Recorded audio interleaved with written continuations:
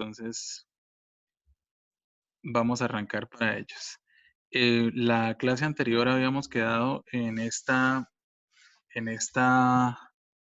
diapositiva que tiene que ver con la figura humana.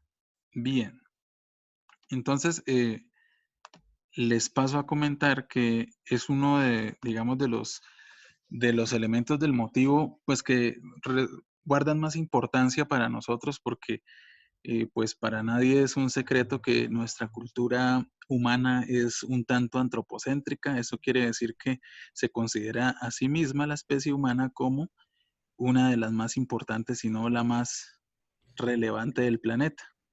Entonces, aquí hay varias cosas para tener en cuenta. Primero, que nosotros debemos partir de la base que hoy día no se analiza, no se observa, no se contempla la figura humana de la misma manera que se hacía en otras épocas.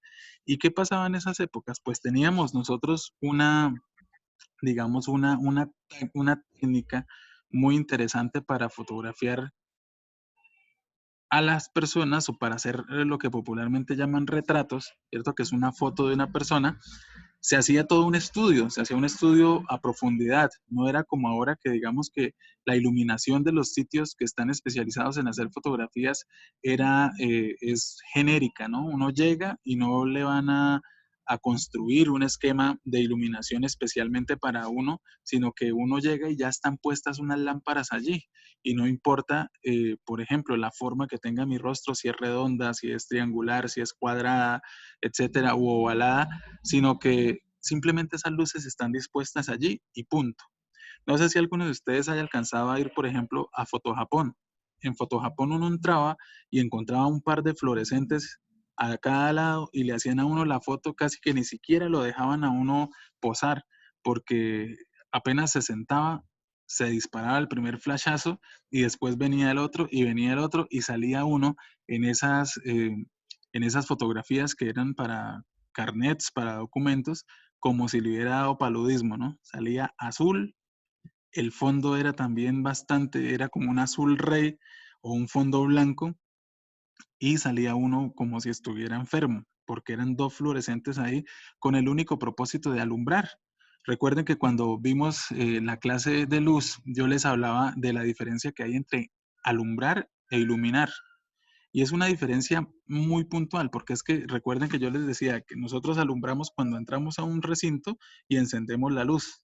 Ahí estamos alumbrando, pero ya hablamos de iluminación cuando utilizamos el pensamiento consciente para ubicar estratégicamente las lámparas donde yo las quiero, ¿no? Donde realmente van a hacer la diferencia en términos, por ejemplo, de la recreación o de la construcción de atmósferas, que esas atmósferas pueden llevarme a enfriar o a calentar una escena, por ejemplo, me pueden llevar a representar algún sentimiento, algún estado de ánimo, etcétera. Entonces, digamos que todos esos aspectos se han perdido en esa técnica del fotorretrato o del fotoestudio. Hoy día, si yo les pregunto a ustedes qué es para la mayoría un fotoestudio, seguramente muchos van a interpretarlo como ese lugar donde se tomaban fotos para los documentos o pues desde otra perspectiva lo van a ver, por ejemplo, no, un fotoestudio son la serie fotográfica de 5 a 10 fotos que le toman a la niña cuando cumple los 15 años o a las personas que se van a casar, ¿cierto? O incluso una sesión prematrimonial, todo ese tipo de cosas. Pero realmente el fotoestudio implica el estudio de una persona, el estudio de sus características físicas, el estudio, por ejemplo, del tono de piel, de qué favorabilidad va a tener un esquema de luz especialmente diseñado para esa persona. Entonces, todos esos aspectos juegan un papel importantísimo cuando yo voy a empezar a fotografiar figura humana. Hay características que uno debe destacar, ¿no? Y aquí abajo les pongo que de cierta manera con la iluminación, con los planos, con los ángulos que yo voy a trabajar con estos personajes, pues uno puede acentuar características, por ejemplo, como poder, inteligencia, humildad, alegría, tristeza, etcétera. Nosotros a través de las fotografías vamos a tratar de potenciar X o Y idea. digamos que esa es una de las características. Ahora, cuando nosotros empezamos a avanzar un poco ya en el tema de la figura humana, vamos a ver que depende de muchas cosas, depende ese análisis que hagamos de ellas, por ejemplo, de la forma en que pose, ¿cierto? Su pose, es decir, las posturas corporales que se asumen, o también, por ejemplo, el código gestual. El código gestual representa a una persona en sus estados de ánimo, representa a una persona, por ejemplo, en una situación específica, qué tipo de reacción tiene el personaje frente a ese contexto. Hay muchas posibilidades allí. Entonces aquí, por ejemplo, tenemos dos fotografías. La de la izquierda, una chica que está en un ambiente universitario, que tiene una revista o un libro que está pues consultando obviamente, y vemos que es una fotografía de tonos altos. Es una fotografía que tiene una sobreiluminación que me puede llegar a mí a dar la connotación de frescura, de juventud, ¿cierto? Pero también otros lo pueden asociar con el conocimiento visto como una luz, ¿no? Que ese es uno de los paradigmas que nos han vendido desde hace mucho tiempo. Y en la parte derecha tenemos una modelo, que esto es en un evento en el Templo Histórico de Villa del Rosario, y allí la modelo tiene una postura corporal en posición tres cuartos que invita a que sea observada. Es una postura muy característica, por ejemplo, de los catálogos de belleza, y tiene un código gestual que nos hace ver una mujer muy segura de sí misma, ¿no? Pues por lo regular las personas que gozan de algún tipo de belleza física son un poco más seguras de sí misma que el resto de personas. Y aquí vemos, por ejemplo, que ese personaje específicamente se siente muy bien, ¿no? Además, está modelando una ropa que seguramente está muy a la moda y por eso también se siente muy, muy segura. Las atmósferas son diferentes, ¿no? En la izquierda tenemos una atmósfera que está, digamos, una escena sobreiluminada que está cerca a un ventanal. Se fotografía el personaje con las características eh, de luz propias de ese entorno. No hay un esquema de luz especializada. Y en la parte derecha, pues vemos ya a una chica que también tiene, digamos, una incidencia de luz más frontal, característica de los eventos de belleza, por ejemplo, en este caso, en un desfile de modas, y los fotógrafos estaban allí como todos dispuestos en un mismo lugar y quizás casi todas las tomas se hacían desde ese punto con la ayuda de un teleobjetivo. Pero fíjense que hay diferentes características allí en una como en otra. Ahora, depende también del lugar donde nosotros queramos eh, ubicar a los personajes que de alguna manera tengan un contexto. Ese contexto implica que nosotros podamos ubicarlos geográficamente o que podamos ubicarlos en una situación específica. Entonces, en ese aspecto, vamos a ver que estos chicos tienen una postura corporal eh, que nos connota cercanía. La chica está colocando, por ejemplo, su mano en el hombro del compañero y están todos con una proximidad, que es la distancia entre uno y otro, muy corta, ¿no? Y en segundo plano de proximidad podemos ver un edificio que naturalmente es del lugar donde ellos estudian. ¿Qué pasa acá? Si ustedes se dan cuenta, tenemos un plano conjunto, es decir, una toma de tres, que también popularmente la llamábamos tree shot. Y allí vemos que hay un pequeño movimiento de la cámara hacia la parte superior, es decir, abandonamos ligeramente la comodidad de ese plano, de ese ángulo frontal, pasamos a un contrapicado leve y allí vemos que se empiezan a destacar un poco más, ¿no? Se ven un poco más importantes. Y eso pues es una de las características narrativas de los ángulos que ya los habíamos visto en una clase anterior. Ahora, vamos a pasar a este otro elemento del motivo que lo llamamos grupos.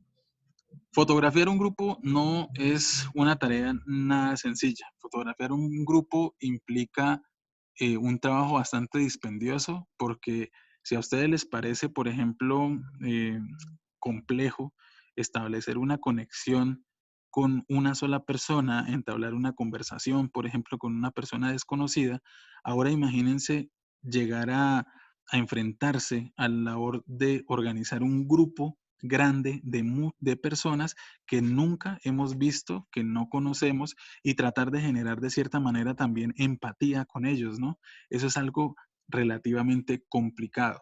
Ahora, desde el punto de vista logístico, es muy complicado fotografiar un grupo grande porque hay primero diferentes estaturas. También hay diferentes intereses respecto a esa fotografía. Hay unas personas que quieren figurar más que otras, hay otras un poco más discretas que quieren ausentarse o que quieren retirarse de la toma. Aquí vamos a ver que, por ejemplo, en esta fotografía era un grupo de doctores de la Universidad de Pamplona que acababan de llegar de su plan doctorando de Europa. Y aún siendo personas, digamos, con una formación elevada, con una formación académica bastante importante, fue bastante complicado ubicarlos para esa fotografía que era una foto anecdótica. Y unos empezaban a salir, se empezaban a decir, espere que aquí no me veo, empezaban a asomarse, empezaban a esconderse, etcétera, etcétera, hasta se hacían cachos unos con otros, ¿cierto? Y era una cosa bastante complicada. ¿Cuáles son algunas de las técnicas que vamos a tener en cuenta para fotografiar un grupo grande? Pues primero, la que vemos aquí en pantalla, ¿no? La comodidad de colocar una primera fila de asientos en los que generalmente se ubica a un grupo de personajes y luego las demás personas van a ir de pie, ojalá si en el lugar haya algún peldaño para que las personas que están en la tercera fila puedan subir un poco más, o si no, organizarlos como popularmente o como tradicionalmente se ha hecho toda la vida, que es a través de el orden de estatura. Esa es otra posibilidad que tenemos allí.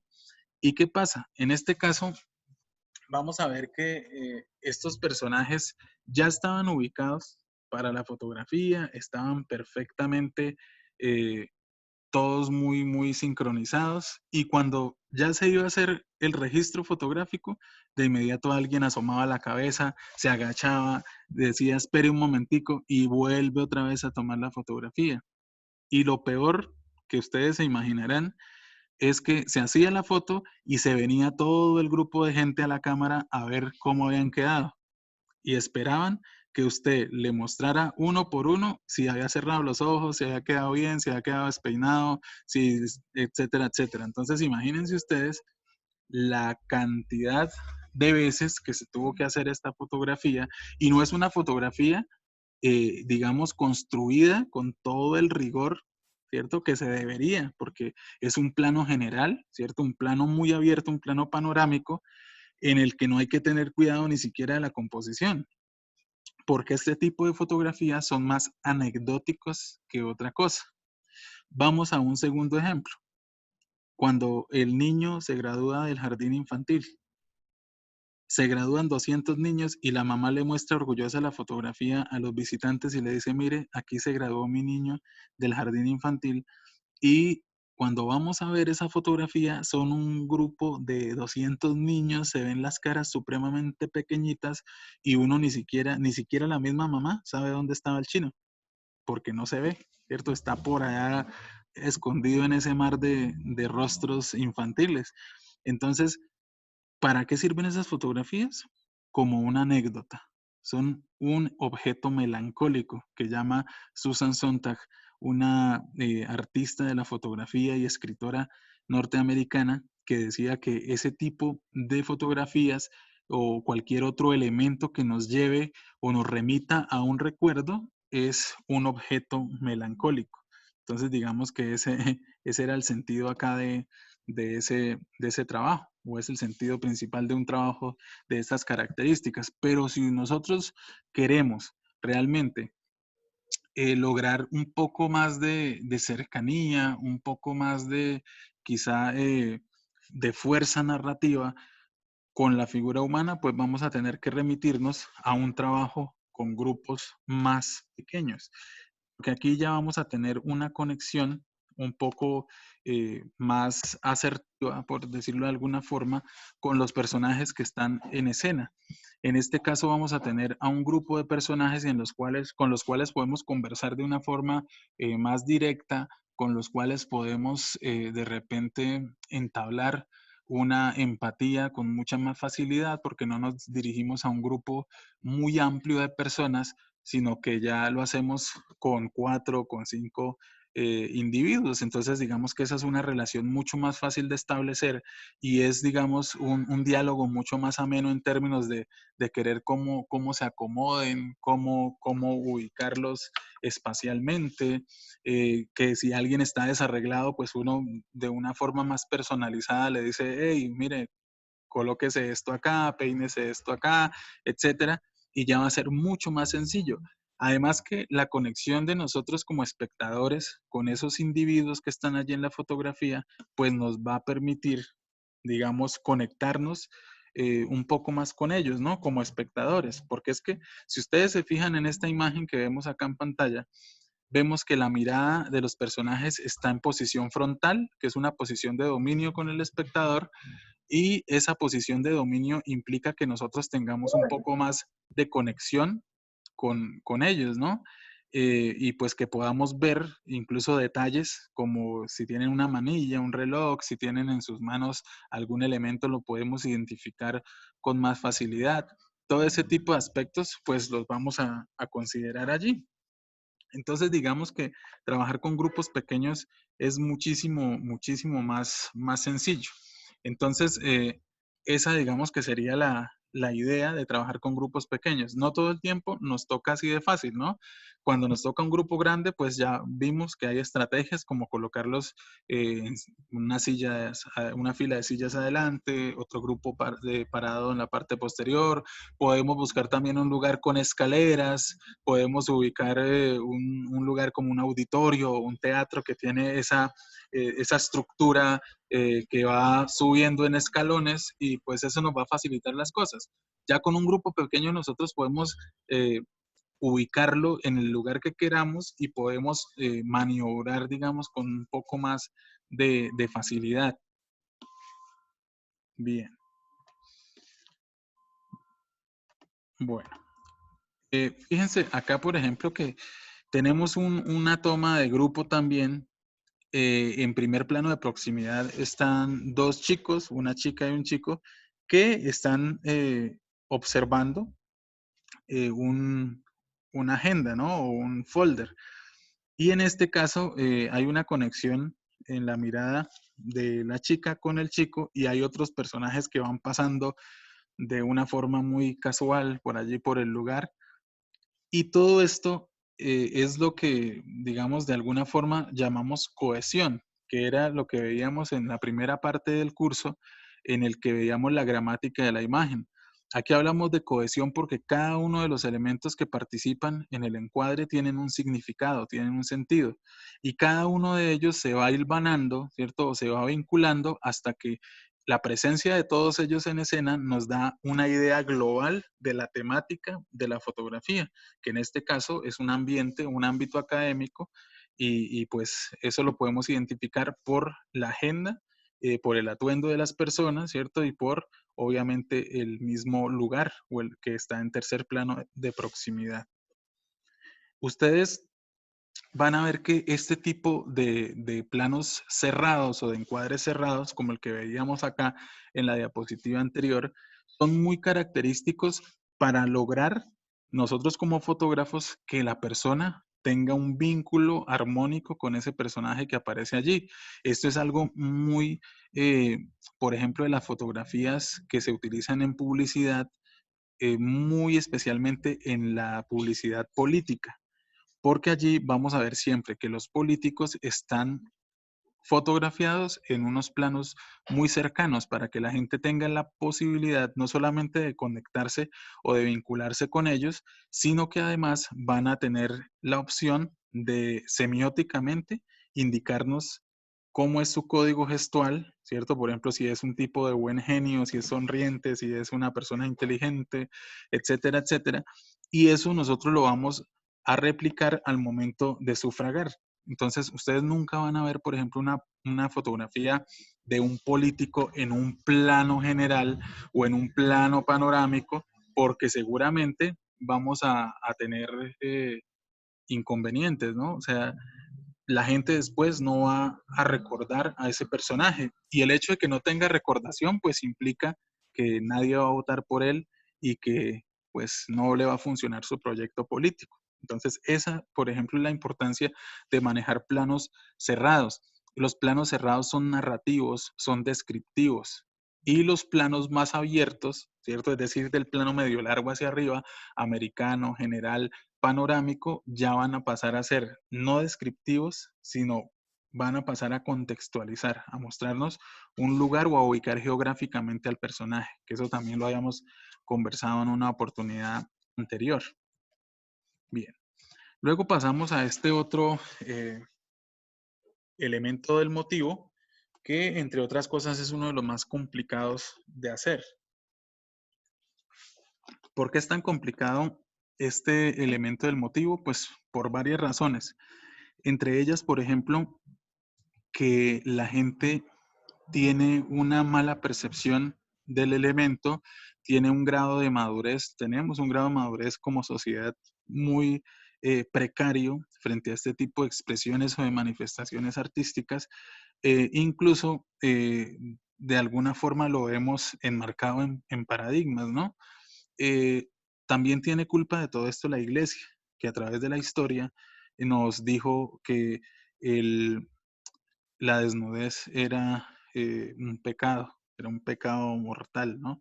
Que es un pensamiento muy luterano, si no estoy mal. Entonces, vamos a ver que tiene varios aspectos a tener en cuenta. El primero de ellos, por ejemplo, que se va a explorar a la figura humana desde una perspectiva completamente diferente, desde una perspectiva un poco más naturalista que la que estamos habituados a ver por cuestiones de moda, por cuestiones de tendencias, etcétera. Esto va a ser algo un poco más naturalista, va a ser algo un poco, pues, de más cuidado por cuestiones estéticas. No vamos a hacer, digamos, desnudos en los que pueda llegar a implicarse el órgano sexual o en la que se puedan hacer unos planos, por ejemplo, muy cercanos de, digamos, de zonas íntimas, sino que vamos a procurar realmente de ubicar a este personaje en un sentido mucho más poético, mucho más retórico, mucho más estético. Hay varios aspectos a tener en cuenta allí. Por ejemplo, la escenografía.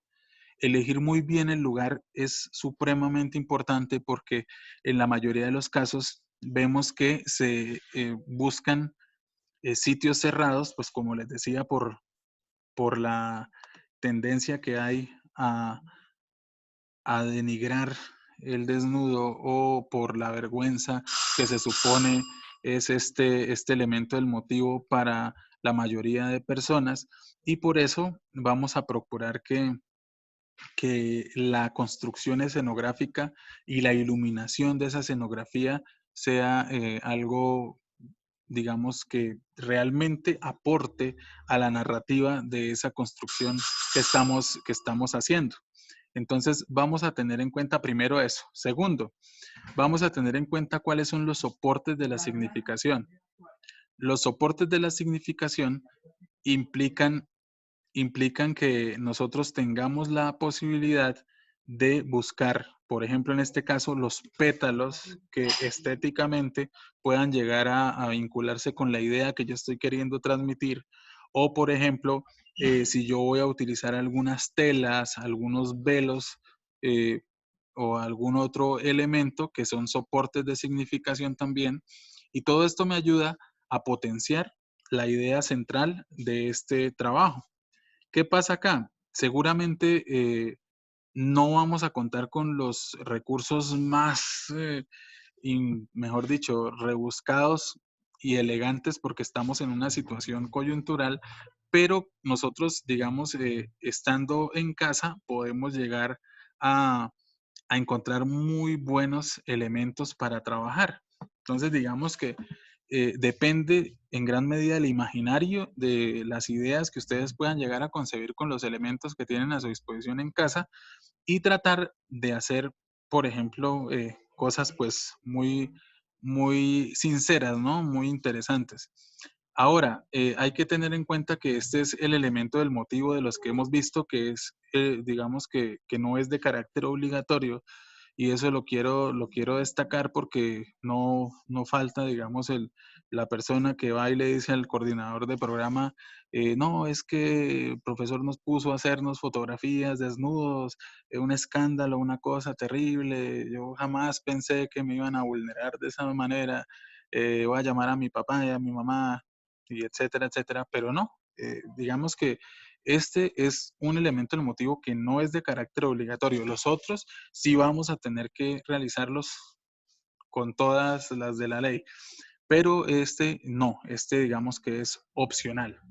¿Qué otro aspecto es importante acá? La pose, ¿no? Esas posturas corporales que tienen unos estereotipos y que nos comunican pues mucho más allá de la simple posición en la que fue fotografiado el personaje.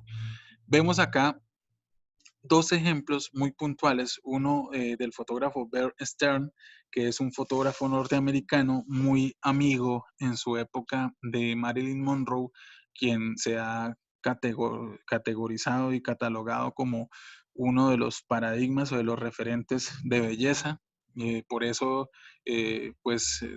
digamos que desde su aparición, la gran mayoría de, de figuras femeninas han tratado de estar muy cercanas y ahora hay una tendencia a buscar las fotografías de Marilyn cuando estaba más gordita y decir, mire, esta era una mujer real, era no sé qué. No, ella tenía un cuerpo bastante delgado, ¿cierto? Y a medida que iba pasando el tiempo, pues se iba poniendo un poquito más rellenita.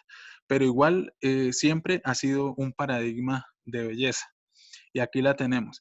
Esta serie fotográfica se la hizo su amigo Bert Stern, quien no tenía reparo alguno para mencionar que con su amiga Marilyn se encerraban en un motel, en un hotel, y realizaban sesiones fotográficas, digamos que al calor de unos vinos. Por eso lo relacionaban mucho, pensaban que ellos tenían algún tipo de relación más allá de lo profesional, pero la verdad es que ellos mismos o él mismo ha confirmado incluso en un documental que ellos nunca tuvieron intimidad, aparte de esto, ¿no? De encerrarse, hacer sus fotografías eh, desde esta perspectiva artística y por supuesto a disfrutar de su amistad. Por ejemplo, esta fotografía de Marilyn salió de una serie de negativos antiguos que encontraron de el trabajo de Bert Stern y pues fueron como rescatados, entre comillas, hace muy poco, ¿no? Y por esa razón eh, es que se conocen muy pocas imágenes de esa serie, ¿no? Esta es una de ellas que encontré, digamos, ya restaurada, porque las originales tienen algunos rayones que es algo característico de los negativos que llevan mucho tiempo guardados. Luego tenemos por acá este otro desnudo que es de David García, ya involucrando un desnudo masculino, que si ustedes son juiciosos y buscan en internet algunos desnudos, se van a dar cuenta que la mayoría de trabajos son de mujeres, ¿cierto? Y no es por una cuestión machista. No es por una cuestión, perdónenme silencio aquí Alejandro un momento, gracias. No es por una cuestión machista, ¿no? Es más que todo por cuestiones estéticas, porque los desnudos femeninos casi que parece que se abordaran con un poco más de sobriedad, mientras que los masculinos casi siempre están como envueltos en una atmósfera, en un aura de humor, las posturas corporales no son las más adecuadas, por lo general no asumen como con tanta seriedad esto. De hecho, las personas que trabajan desnudos y que son compañeros de ustedes de cursos anteriores o los chicos de comunicación o otras carreras afines que ven esta asignatura, casi siempre muestran desnudos masculinos en son de mamadera de gallo. En cambio, digamos que las chicas son un poco más serias frente a esto.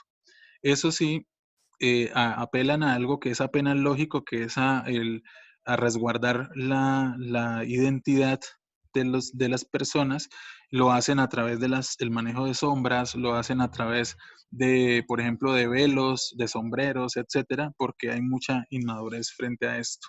Y precisamente para, de alguna forma, mitigar un poco esa inmadurez y esa, digamos, ese tinte pecaminoso que tiene el tema, les traigo un poco más de ejemplos que el resto de elementos, ¿no? Y que ustedes lo pueden notar acá. Este trabajo me gusta mucho, que es de Lucien Glerkly, que es un personaje que aborda ya el desnudo desde unos apoyos pues externos y que por supuesto funcionan mucho desde el punto de vista visual, desde el punto de vista estético de las imágenes.